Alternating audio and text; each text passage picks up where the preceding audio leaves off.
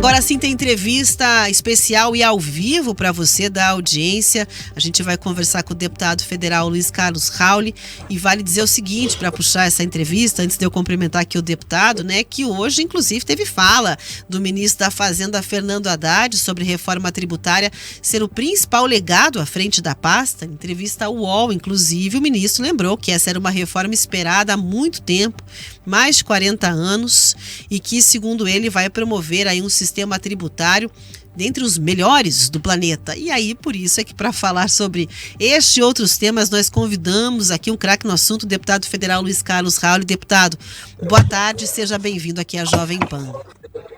Boa tarde à Jovem Pan, a todo o Grupo RIC TV, parabenizando o lançamento do livro do seu Mário Petrelli, querido grande amigo, né?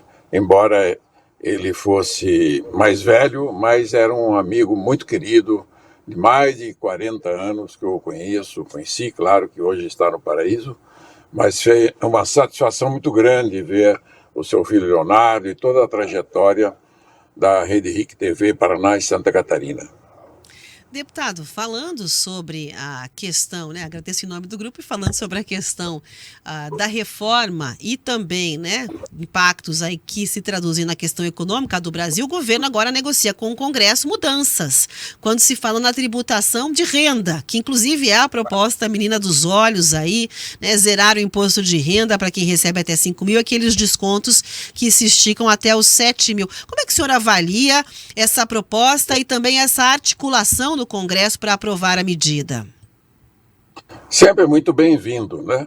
A diminuição da carga tributária daqueles que ganham menos.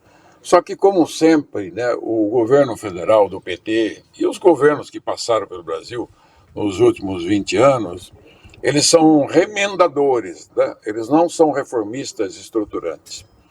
Com exceção da reforma tributária, que foi produzida inteiramente dentro do Congresso Nacional, eu fui um dos principais articuladores e proponentes dentro do Congresso Nacional de uma reforma da base de consumo do IVA. Posso assegurar com muita tranquilidade de que essa reforma tributária vai ser a mais importante reforma econômica nos últimos 100 anos do Brasil. Então, e ela cuidou da base de consumo, né? E por que ela cuidou da base de consumo? Porque 75% da arrecadação do Brasil está sobre a base de consumo e folha.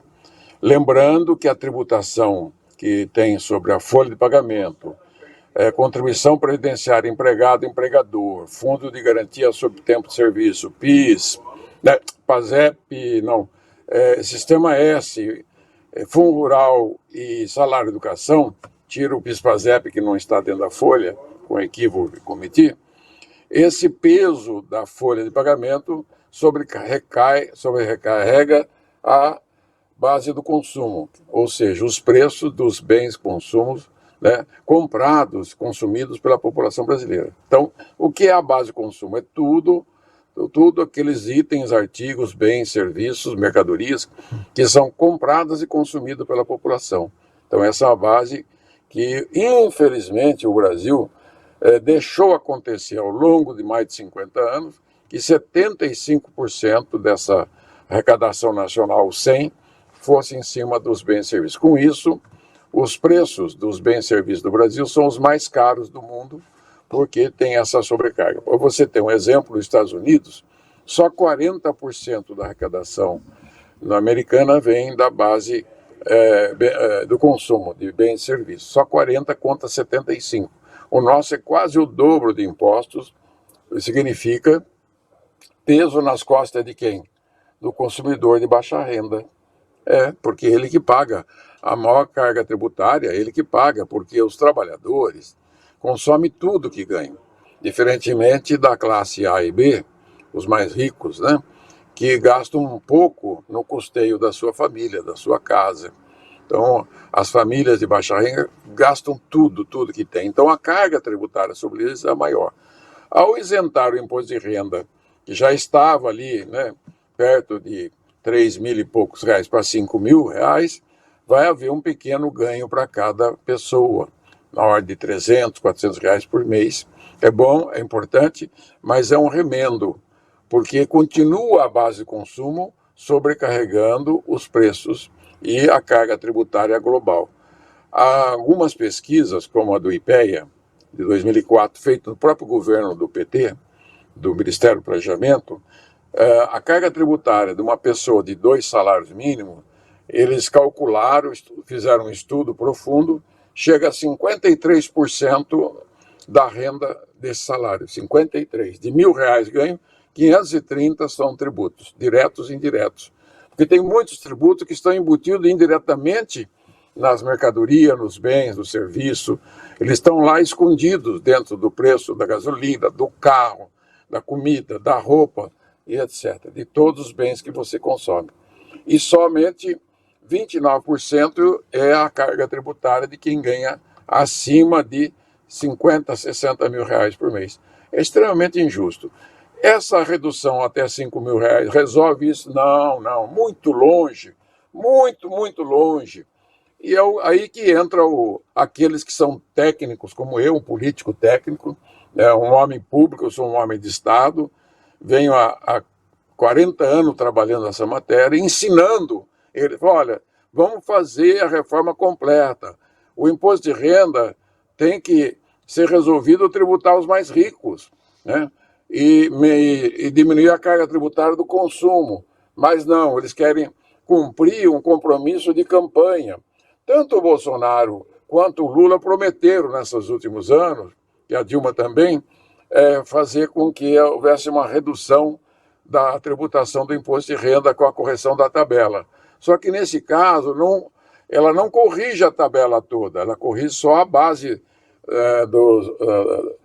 dos salários menores. Então, é bom, é claro que é bom, reduzir impostos é muito bom, tem ganho direto para essas pessoas, mas no conjunto, a carga tributária sobre as famílias de baixa renda continua sendo a mais alta do mundo, a mais injusta, a mais iníqua. A isso nós chamamos de regressividade do sistema tributário. Com a implantação do Imposto Único de Consumo, IBS e CBS, que vai ser um imposto único cobrado uma só vez, eletronicamente, no ato da liquidação do pagamento da compra do bem e serviço, é ali que vai ser tributado a cobrança do nosso IVA, que é o Imposto Único Brasileiro, que nós criamos, uma ideia que eu tenho, sustento ela há mais de 37 anos. Então, esse imposto vai possibilitar, primeiro, ter alíquotas reduzidas para comida básica e medicamentos básicos, educação e saúde e outros itens. Vai possibilitar devolver o imposto para as famílias de baixa renda com uma devolução individual pela nota fiscal de pessoa física com CPF, que nós chamamos de cashback, devolução, né, pelo caixa, né? Devolve o imposto para a família de baixa renda. E também criei também um programa chamado Nota Brasil, para distribuir prêmio, exemplo da Nota Paraná, diários, né? Nós queremos distribuir R$1 milhão por dia de prêmios no Paraná. Em cada estado vai ter o seu sorteio, para que todas as pessoas tirem nota fiscal com o CPF, e com isso ela tem direito à devolução do cashback, a sorteio de R$1 milhão por dia da Nota Fiscal Brasil, e outros benefícios, como, né, ajudar a gerar emprego, renda, riqueza e fazer o Brasil crescer. Então, o conjunto é isso. Se você falar só do imposto de renda sozinho, é bom, quer dizer, é bonzinho, mas não é nada significativo perto daquilo que tem que ser feito. É uma reforma completa.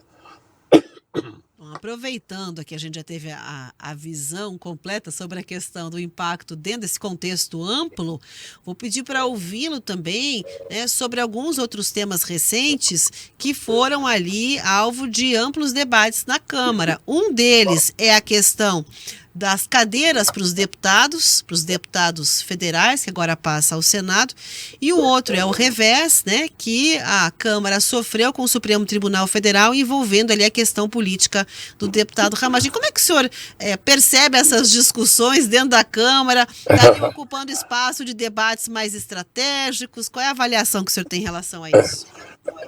O projeto de criação de vagas, ele é inoportuno. Embora ele seja demandado pela legislação eleitoral há muitos anos, a correção do número de vagas. Só que a Constituição, lá atrás, já vem desde o tempo dos militares, criou uma barreira muito grave. O estado de São Paulo, que tem 23% da população brasileira, não tem 23% das vagas, que teria que ter mais de 100, 108 cadeiras, só tem 70. Começa o erro aí. Os pequenos estados têm direito a mínimo de 8 cadeiras. E aí, em cima dessa legislação errada, surge que tem que, a cada 4 anos, fazer atualização do número de deputados por estado, né, de acordo com o aumento da população. Quer dizer, ao invés de acomodar para baixo, no Brasil, aqueles que querem criar facilidade procuram aumentar para cima, e com isso gera despesa. E a população brasileira não está disposta a tolerar isso. Eu votei contra, sou radicalmente contra. Inoportuno. Quando o Brasil lá na frente voltar a crescer a 5%, 6% ao ano, essas coisas poderão ser rediscutidas. Eu apresentei uma alternativa de repactar os 513 deputados, mesmo sem mexer no aumento do número de deputados, reacomodando de acordo com o percentual da população, só garantindo o mínimo de 8. Com isso, São Paulo teria seus 108 deputados, o Paraná continuaria tendo seus 30 deputados e faria um arranjo nos estados intermediários. Mas ninguém quer discutir isso, né? Quanto à questão dos assuntos transversais que estão sendo cuidados pelo Supremo Tribunal Federal, no caso do deputado Ramagem, a Câmara atravessou um projeto, né, para poder antecipar a decisão contra esse senhor Ramagem, que é deputado eleito, né, do desenvolvimento dele nas questões aí da política nacional, na dita aí tentativa de golpe de Estado. Então a Câmara aprovou o projeto e se deu mal, porque o presidente do Senado, Davi Alcolumbre, com quem que ele viajou essa semana? Ele foi para onde? Foi junto com o Lula para a Rússia, no avião do presidente, um do lado do outro, né, conversando, né, se interagindo. Quer dizer, a Câmara aprovou praticamente assim, a anistia do Ramagem. Quer dizer, essa mesma Câmara que tem a obrigação de votar a anistia daqueles envolvidos no dia 8 de janeiro, daquelas pessoas que foram induzidas a invadir os prédios públicos no dia 8 de janeiro de 2023, né?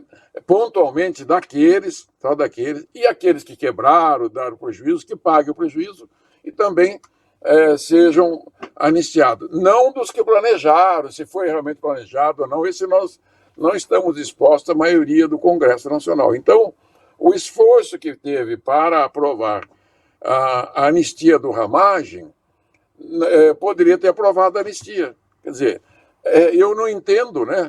Nós que somos moderados, eu que sou um social-democrata moderado, que sou um homem de Estado, que ajudei a fazer o impeachment, liderei o impeachment da Dilma, do Collor, liderei a reforma tributária, sou o pai criador do Simples, do Super Simples, do MEI, do Imposto Único Nacional, da Lei de Exportação, do Plano Real.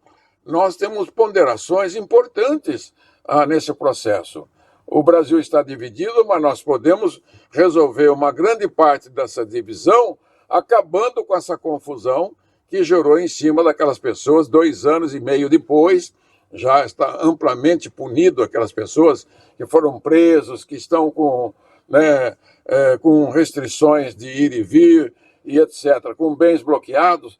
Então, aquelas pessoas, aqueles outros que idealizaram, se é que houve uma organização, esses ficam para depois, para daqui a alguns anos, se pensar numa anistia dele, assim como o Congresso, desde 1889, já fez inúmeras anistias políticas no Brasil, porque realmente faz parte do processo civilizatório e democrático ter um pouco de condescendência que aqueles que têm, em determinado momento, certos arroubos, né, de ir mais além. Então, eu acho que o Congresso, a Câmara, errou feio de ter feito essa aprovação, porque o projeto não vai sair da gaveta lá do presidente do Senado. E rapidamente, para encerrar nossa entrevista, quero uma leitura sobre o momento econômico, se o senhor puder trazer aí um olhar sobre a questão da economia brasileira, como estamos caminhando na sua percepção, por favor. Olha, a economia como um todo, ela é sólida, ela não depende do governo conjuntural, porque se dependesse do governo Lula, do governo Bolsonaro, o Brasil já estaria afundado, né? Porque os dois governos são sofríveis, são assim, governos muito, muito fracos, né? De pessoas que dirigiram o país com pouco estudo, com pouco preparo para a vida pública, os dois, tanto Lula quanto Bolsonaro, né? Eles não têm uma formação, né, completa, educacional, profissional, eles são líderes, né, de massa, ou seja, são líderes populistas que ocuparam, né, a presidência, porque no Brasil só elegem líderes populistas com grande quantidade de absorção das massas populares, né? E chegando ao poder, eles não foram bem, não foram bem. Então, pega o Lula, ele está no 3º mandato, mais os 2 da Dilma, já são 5 mandatos, né? Já são, hoje, 15, 16 anos de governo do PT no Brasil. E mais os 4 do Bolsonaro, 17, e 2 governos, 2 anos do Michel Temer. Então, quer dizer, nós perdemos muito tempo nesses últimos 20 anos do Brasil. Infelizmente, de baixíssimo crescimento econômico, né? Fez com que o Brasil concentrasse mais a riqueza, mas a economia, de um todo, eu comparei agora há pouco de novo, acabei de fazer a comparação 2023 e 2024 com o Brasil e a média dos 35 países da OCDE, que são os 35 países mais ricos do mundo, os indicadores do Brasil são todos melhores, todos. As reservas cambiais nossas depositadas em Nova York são maiores, né? A nossa dívida bruta é menor, a nossa inflação está na média, né? Também o déficit público brasileiro é menor do que o déficit público médio da OCDE, mas muito menor do que o deles. Se comparar com os Estados Unidos, então o Brasil, né? Só que tem um fator, nós estamos dominados, o Banco Central foi dominado e o Copom, pela banca, né, dos rentistas, pelo sistema financeiro que faz o domínio sobre o Copom e sobre o Banco Central, e eles estipulam a mais alta taxa de juros do mundo, sendo que os países que têm dívida maior, déficit público maior e inflação como a do Brasil, pagam 1/3 de taxa de juros. Quer dizer, não é só o governo que paga a taxa de juros maior do mundo. Você, consumidor, você, trabalhador, você, empresário, você, profissional liberal, você, funcionário público, paga a mais alta taxa de juros do mundo e a maior carga tributária do mundo. Por isso que se você me pedir uma avaliação dos governos do Bolsonaro, do Lula e da Dilma, eu dou nota 3 de 0 a 10. Quer dizer, eles não têm condição nenhuma de fazer uma reforma estruturante. Se não fôssemos nós, os do centro moderado, não teria reforma trabalhista, não teria reforma previdenciária, não teria o simples, o super simples, a lei de exportação, não teria o plano real de combater a inflação e não teria a reforma tributária. Nós é que fazemos isto, infelizmente sou obrigado a dizer. E eu ouvi aqui a palavra agora de 2 homens públicos do PSDB, falando agora há pouco, enquanto eu esperava a minha vez. Eu acredito que a terceira via vai se tornar a primeira via. O Brasil não merece essa dicotomia de Bolsonaro e Lula. Eu acho que tem que virar a página, olhar para as novas lideranças, como a do governador do Paraná, que está indo muito bem, é o governador mais bem avaliado do Brasil, jovem, bem casado, um homem que tem uma família que vai à igreja toda semana, né? É um homem que tem uma boa procedência, é uma pessoa que tem um pai rico, então ele não precisa de nada, então ele tem todas as características para poder ser um dos líderes nacional na próxima eleição. Ele vem de 7 anos de governo do Paraná. Claro, você também não pode avaliar que um governo como esse do Paraná, tudo é 100%. Não é. Tem defeitos, sim, mas na soma geral tem grandes virtudes né, e uma postura muito boa. Eu tenho acompanhado, não sou o seu companheiro do dia a dia, mas aqui quem fala é um veterano da vida pública nacional. Eu estou há mais de 30 anos no Congresso Nacional, né, dos grandes debates da política, da abertura política. Tenho uma interação muito grande com os militares do Brasil. Então eu posso dizer, né, em alto e bom som, bem claro para que todos ouçam, que a alternativa da terceira via é que ela seja a primeira via nas eleições do ano que vem. Chega, né, dessa dicotomia, né, horrível que vivemos no Brasil. E vamos começar a trabalhar, porque discussão política não gera emprego, não gera renda, não gera progresso, não gera desenvolvimento e não cria uma classe média forte. Ela destrói as instituições, ela destrói a classe média, destrói os trabalhadores, destrói as famílias brasileiras. Eu quero uma nova era de prosperidade para os meus filhos, para os meus netos, para todas as crianças e jovens do nosso Brasil, para todas as famílias. Então está na hora dessa mudança. Chega, basta, né? Basta. Muito obrigada, deputado, pela entrevista, pelas visões, né, seu ponto de vista aqui sobre diversos assuntos. A Jovem Pan agradece muito a entrevista e a oportunidade de conversar com o senhor. Muito obrigada. Eu que agradeço. Fica com Deus. Agora, 5 horas e